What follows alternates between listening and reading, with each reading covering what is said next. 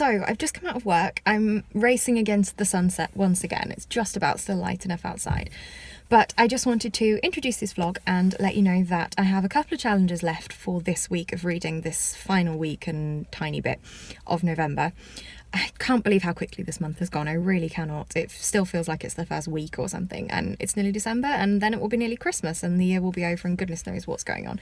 But anyway, so this week I have a couple of books to finish off reading.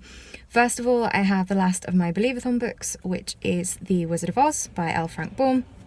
I've started reading a few pages of this at work, I think on Friday last week, and I'll probably carry on reading little bits at work every day on my lunch break, but also during the evenings, my beautiful Puffin Classic edition that I want to read at home physically. So that one will be very easy to get through because it's a very short middle grade book. Slightly more of a challenge to finish will be The Song of Achilles, but I'm going to try and make some more progress on that one this evening. I'm about halfway through, but I ended up dipping into lots of different books over the weekend, and that was the one that got put to one side. I think I'm really enjoying it. It's not because I'm not enjoying it at all that I put it down, but I just wasn't quite in the mood for that sort of emotional type story, and it's a book that I want to savour. I want to really draw out and enjoy the language and the world building and things like that. So it's a beautiful book and I really like it, but one that I didn't want to rush through. So I have that one left to finish. I will try and read a good chunk of that this evening, maybe roll that over into tomorrow, we will see. And then obviously I have the greatest challenge of them all, which is Rhythm of War, which is 1,200 pages long and I want to get done by the start of December. So that's going to be interesting. I'm definitely going to have to really focus over the weekend, although I do have a busy weekend planned, so we'll see how that goes. But I will definitely be committed to that one once I start it, and it will be, I think, the only book that I am reading at the time. So hopefully I can get that one done. As I said, there are 2 days next week, so after the weekend, that are technically still part of November, so even though they'll be in next week's vlog. So hopefully I can use those as well for Rhythm of War. But first things first, let's go home and let's get back to a bit more of Song of Achilles, and I will update you with my progress a little later on.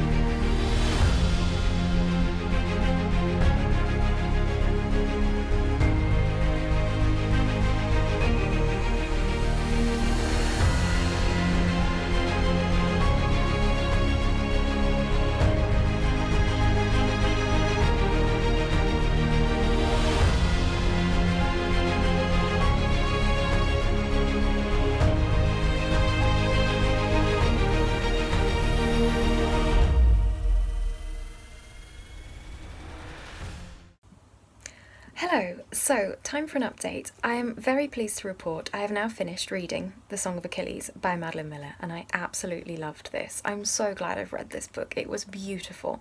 I'm going to give it a high 4 stars. It wasn't one of my favourite things ever, so it didn't quite make that 5-star rating, but it certainly was a high 4.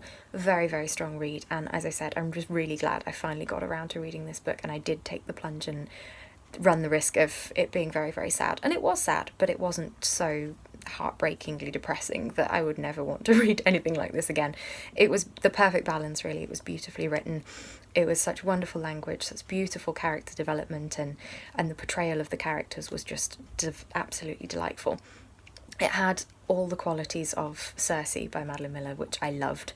That kind of, I don't know what I suppose it's told in quite a romantic way, not just in the romance, but it's not whimsical exactly, but it's got that sort of quality to the story that everything is very meaningful and everything, I don't know, it's just a beautifully written story. I love learning more about the ancient Greeks and the siege of Troy and the gods and everything. I think it's all wonderful, and I just really, really loved the story.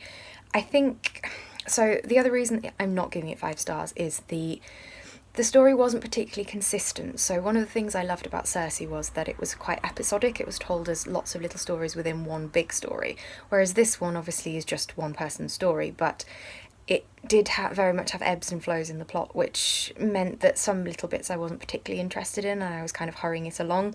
And then other sections I absolutely loved and devoured. So I think you expect that kind of pacing in this sort of story, but I think there were certain little bits that I think could have been done a bit differently.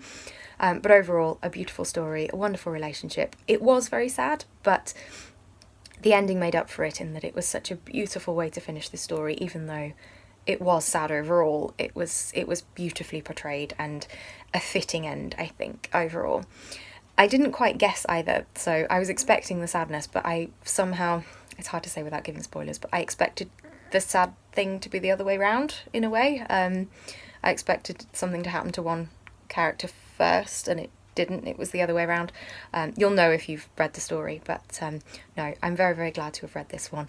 Finally ticked this one off. It's such a lovely book. I feel like I am going to have to get a copy of this now.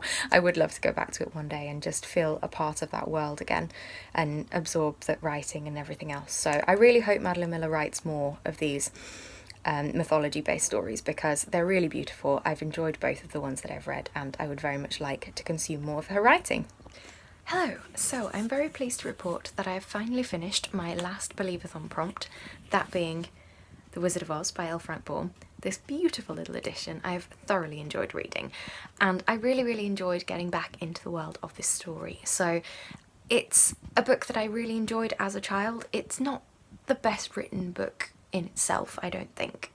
Overall, it feels very juvenile. I know it's supposed to be a middle grade or perhaps even a younger children's book, but I did find it written very much for a young audience, and I haven't read this since I was probably about 8 years old, so it's something I can appreciate from the time I absolutely would have loved, but now I did see very repetitive, simplistic writing while reading this. But the story itself, I think, is so heartwarming, so nostalgic. I thoroughly enjoyed getting back into the world of these characters, the adventures that Dorothy and her companions go on, all of the sort of moral aspects to the tale as well. I found much more striking, I think, now reading it as an adult than I did as a child.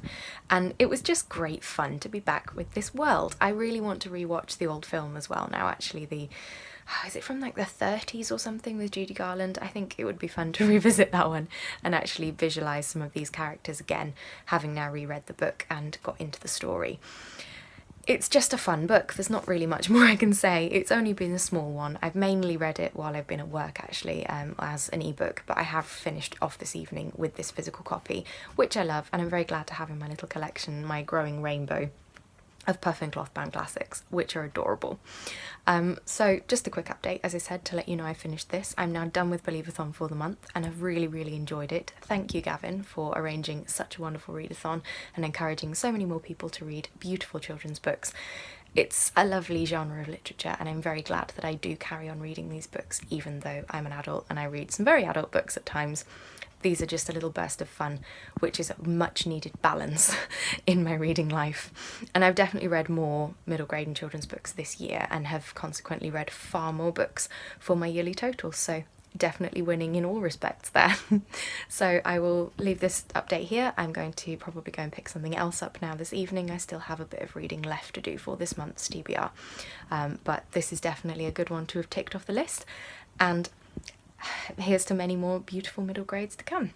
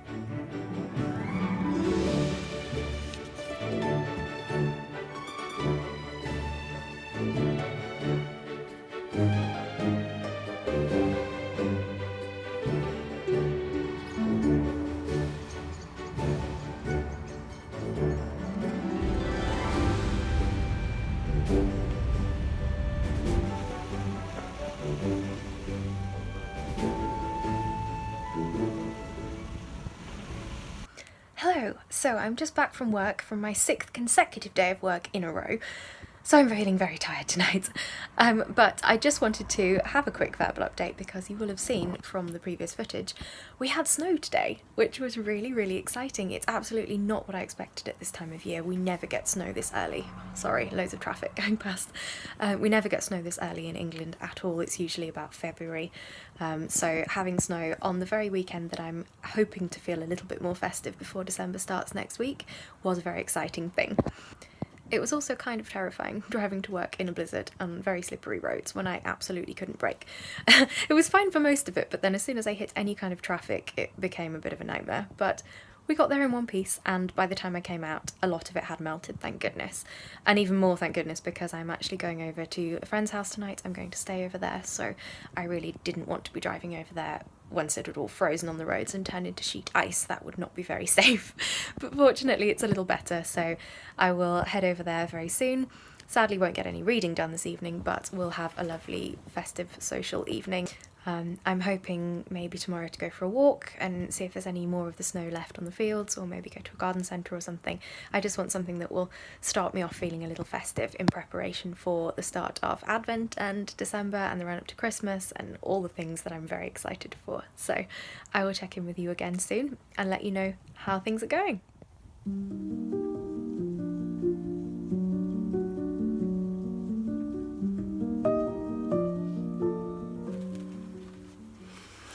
Hello, I'm just about to sit down and film my December TBR, but just wanted to give you a short update too. Let me sit down. This is an awkward angle. Does that work? That's better. Okay. I have some ginger tea here because it's very, very cold outside, and this is always a nice winter warming drink for me, so forgive me if I'm holding or sipping this while we're talking. So, it is still very snowy outside. As you'll have seen from the previous footage, we've had a couple of days with some snowfall, which is very unusual in Britain at this time of year, but I am not complaining. It has been exactly the catalyst I needed to put me in the Christmas spirit and be all ready for December next week. As you can see, I've already started a little bit of decorating in my room. I plan to do my Christmas tree that I have up here. I have one in my room, and then we have one downstairs as well, but I want to put mine up probably on Tuesday, on the 30th of November, so it can be up ready for the month of December, and then mine always comes down at New Year. And then I tend to decorate with books as well. I have a few Christmassy special editions and things, so those have already started going up along with my Christmassy candles, and I'm just so excited. I'm really in the mood now. As I said, the snow has definitely made that happen for me. So let's prepare for December by talking through the books that I plan to read in December. I don't have a huge amount of Christmassy books to read. I have a couple that I want to read, but there may well be extras added onto this. But my main goal for December is actually just to, as I have been all year, to try and carry on reading as many books from ongoing series as I can to either finish off the series or just make some more progress. So without further ado, I will take you through those. Let's put my tea down there. I need my hands free. So first of all, the couple of Christmassy books that I want to read. So first one here I have is The Christmas Carol, A Christmas Carol, I always forget, by Charles Dickens. This is a gorgeous special edition. This is one of the leather-bound Penguin classics, which I absolutely love to collect. The Christmas Carol is one of my favourite books to read at this time of year. I have a tradition that I read this every year on Christmas Eve. I have done for a very long time. As you can see, it's a tiny book, so it's very achievable. Sorry about the lighting, by the way. I'm filming this in the daytime and the sun is in and out, so it's a little bit up and down, but there we go. We'll cope. So A Christmas Carol follows, I'm sure you know the story, but it follows a character called Ebenezer Scrooge back in Victorian times in London, who is a very miserable, miserly man and does not celebrate Christmas or believe in festivities at all. But he is visited on Christmas Eve by the ghost of his previous business partner, who gives him a warning basically, and you have this journey of Scrooge discovering himself and kind of righting the wrongs of his character, aided by not only the one ghost but several more. It's a wonderful story, it's a lot of fun. I like the setting of cold Victorian snowy London as well, and the kind of moralistic aspect is always fun to read about. So just a very nostalgic book for me, very traditional, and I shall enjoy reading this lovely special edition on Christmas Eve. The other book that I want to read that is specifically Christmassy, you can actually see behind me here, is Hercule Poirot's Christmas by Agatha Christie. This is obviously a Poirot book. One of my favourite crime authors of all time. She is wonderful. And Poirot is a brilliant character too. I've read this one a couple of times before, but I would like to reread it this year. So it is set in a kind of country house, a setting with this slightly dysfunctional family back in about the 1930s or so. And the kind of head of the family is not a very nice character, but believes that something bad is going to happen, that someone in his family is going to steal from him or murder him or something. So he invites Poirot, the detective, to come and stay with the family for Christmas, and the book is set around the few days around Christmas. Of course, there is a very grisly murder. It's a really good plot, actually. I love the story of this one. And of course, the festive setting really makes it extra good. So I'm excited to get back in and read that one again. I think it'll be the third, if not fourth time I've read this, but I like it, so why not?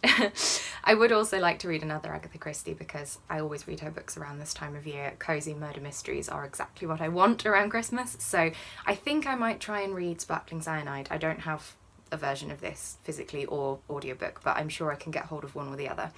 And I've heard that this one is actually set in the winter and around Christmas as well. I haven't read this one for a very long time. I think I have read it once before, but I can't really remember the story, and it's one of her non-Poirot or Marple murder mysteries, so I always like reading about different detectives and slightly different formats of stories, so I think that one might be a good one to pick up too. But we'll see. I haven't got it, as I say, so hopefully I can find that one. So that's it for Christmassy books. I may well add in a couple more, but as of now, they're the ones I definitely plan to read. So next up we have my series that I want to finish off and actually have a chance of finishing in December. So first of all, we have another one which I don't have physically, and that is Crownbreaker by Sebastian de Castell. This is the sixth and final book in the Spellslinger series, which I've been reading throughout this year and absolutely loving. It's such a fun series, YA fantasy, brilliant characters, wonderful, adventurous, exciting plots. I really, really love these books. I've been listening to them all as audiobooks, narrated by the wonderful Jo Jameson, my favourite audiobook narrator ever. I've rambled about these books and these audiobooks specifically a lot before in my videos, but I'm very excited to get to the sixth and final book in the series, and then I will be able to start the spin-off series following the Argosy, which I'm also really excited about. But one thing at a time, Crownbreaker I really want to get to in December. Another Jo Jameson audiobook, actually, and another series I want to finish is Emperor of Thorns. This is the third and final book in a trilogy which I never remember the name of, but which follows a main character called Yorg, who lives in, again, a very traditional fantasy world. He is a prince in the first book, but kind of an exile, and has travelled from quite a young age, actually, with a band of kind of mercenary type characters.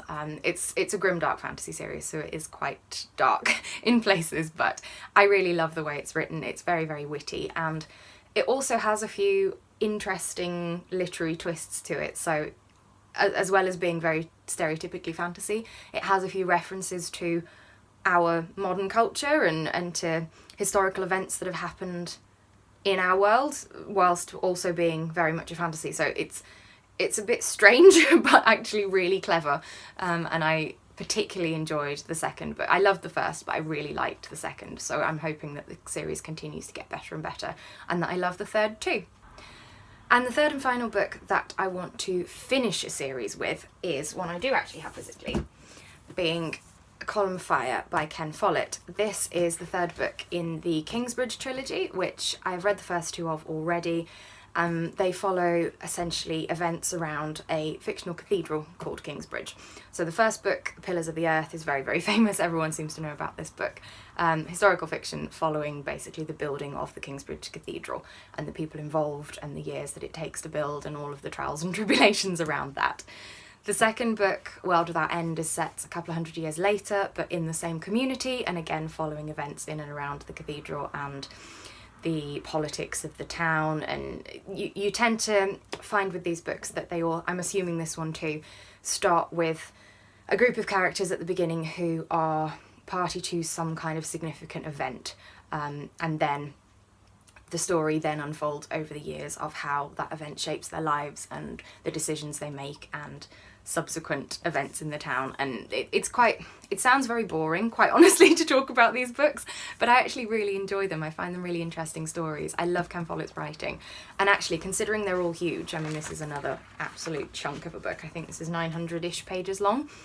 Considering they're so massive, they're very quick to read. I find they're easy writing to get into, and you're not bogged down too much by historical details. So I'm looking forward to getting to this one. I think this one is set in the 1500s, so it's sort of Tudor, Elizabethan era, which, as you know, I love. So very excited to get to this one. And I really like this edition that I have. I came across this randomly. It sadly doesn't match the rest of my books, but it's a big paperback. It's a bit taller, and it's got these sort of French flap type arrangements, which I really like. So I'm excited to read this one. Another historical fiction series which I want to make some more progress with, although now we're on to the books that I will not be finishing the series of, just continuing, is the fourth in the Six Tudor Queens series by Alison Weir, this one being Anne of Cleves' book. So these books, as you've heard me talk about before, follow one book for each of Henry VIII's queens, Henry VIII being famous King of England with 6 wives, and this is exploring those stories of the wives of the queens and their background and what happens in and around court when they are introduced to Henry, and all of the historical events that we learn in England at school in brief detail, but it's lovely to delve into the characters of the queens a bit more and get a bit more of their story and their version of events. So I've liked this series so far. It's not been my favourite. The first 2 books I think I gave 3 stars to. They were okay. The third book, the one I've read more recently, Jane Seymour's book, I did give 4 stars to. I enjoyed that one a bit more. So I'm not sure with Anne of Cleves whether I will bond with her character or whether it will just be kind of average like the first couple, but she's probably the queen I know least about. All I know from school history is that she was a German princess who Henry, I think, wanted to make an alliance with the family, so invited her over to be his queen, but basically chose her based on a painting, which he was very enamoured with, but when she actually arrives in England, he finds he's not quite so enthralled with his new queen after all. So she ends up being divorced and parcelled off, and I think treated well. I think she was known as the king's sister in later days, so she kind of gets an honorary place, but nothing romantic. But who knows, that's literally all I know about her, so I'm intrigued to see what Alison Weir does with this story and whether she's uncovered any secrets that we do not know. And then another historical book. I feel like I'm reading loads of historical fiction this month, but it just seems to be something I'm in the mood for at the moment, so there we go. Another one I'd like to carry on series-wise with is the Last Kingdom series by Bernard Cornwell. This is one of my favourites, if not my absolute favourite historical fiction series, set in around 900 AD, around the Saxons and the Danes and Vikings and all that kind of era, and we have a lot of religion and political type battles. We have a lot of action in this, a lot of fight scenes and things like that, and we of course have the wonderful voice of our main character Uhtred, who is kind of halfway between the Saxons and the Danes and is always involved in all of the battles and plots and things between these warring factions. His voice as a character is wonderful. I love reading Uhtred's narration of events and his way with words and things. He's quite a character. And they're just great fun, these books. They're much, much smaller than a lot of things I read. They're about 300 pages or so. I get through these very, very quickly. This one is not an absolute priority for this month, but I would like to carry on. I'm up to about book 8 or 9, I think, in the series now, so making good progress, but still a little way off the end. But I don't mind dragging these out a little bit more. I like to savour this series, and I'll be very sad once I've finished it. So this one I would like to get to, but it's not essential this month. And then I also would like to carry on with the Wheel of Time series by Robert Jordan, which I've been working my way through for quite some time now. I think I'm up to the 7th book now, Crown of Swords. It's hard to summarise the series because I'm part way through a 15-book series and so much happens, but it's very classic high fantasy, epic plots, characters going on journeys, magic, politics, lots of different things going on, and it's wonderful. I absolutely love it. So if you haven't read this series, do give it a try. If you're into high fantasy, it's a must read. I also know that there is a TV series or Netflix or something series of The Wheel of Time that's recently been released. I will not be watching this because I'm only partway through the series. I don't want to give myself any spoilers or get a different version of events because they inevitably will make a lot of changes. It's impossible to portray this series accurately in a TV series unless it's many, many, many hours long because just so much happens. They're so intricate, these books. But I'm sure it will be a really good watch. But it's not one that I'll be watching. But I will be carrying on reading the books, and I'm very excited to get to the next stage of the story. So fingers crossed I can fit Crown of Swords in as well. Maybe towards the end of the month I might make this my sort of Christmas to New Year read. I don't know. We will see. And then the last book I have that I would like to get to is actually for a readathon, and that is for Slavicathon, which is being hosted by Sasha at The Wild Sasha on YouTube. You may well know her. If you haven't checked out her channel, please go and subscribe to her. She is wonderful. I love Sasha. And she is running a 2-day readathon across I think it's the 4th and 5th of December, in which we are encouraged to read books which feature Slavic themes and folklore, something which I particularly love reading about. So I'm very, very busy that weekend, sadly, so I can't commit to lots of different prompts from the bingo board that she's created, but I do want to try and get to actually a middle grade book, which I have on audiobook and have been meaning to read for ages, and fits very well into this readathon, and that is The Wolf Wilder by Catherine Rundell. So this, I believe, is set in Russia, or a Russian-esque setting, and follows a girl called Fyodora, who lives with her mother, and they are somehow involved with wolves. So I'm not quite sure on the premise of the story, but it seems to be that they reintroduce wolves to the wild and are kind of involved with the rewilding process of wolves, which I don't quite understand, but sounds really intriguing. And I think also there is some sort of threat of an invasion or something, and Fyodora has to go on a journey or a quest. I really don't know. You can tell I know very little about this book, but I've heard good things about it, and I'm honestly just reading it for the setting. Anything in snowy Russian forests and that sort of general Slavic vibe of a story is something I really enjoy. So I hope I will love this one, and it's an audiobook and a middle grade, so it should be fairly quick to get through on that busy weekend. I think Sasha's going to run a longer version of Slavicathon as well next year, which I will really try and participate more in because it's one of my favourite themes for books, as I've said. So very excited about that. So that's everything I have to read in December. As I said, I may not get to all of them. I might add some extra Christmassy books in there. We will see. But that's the plan. I also do need to carry on reading Rhythm of War, which I have a couple more days of November left to read this in next week, but it most likely will roll over into December as well. It's huge, but I am loving it so far, as you've heard previously in the vlog.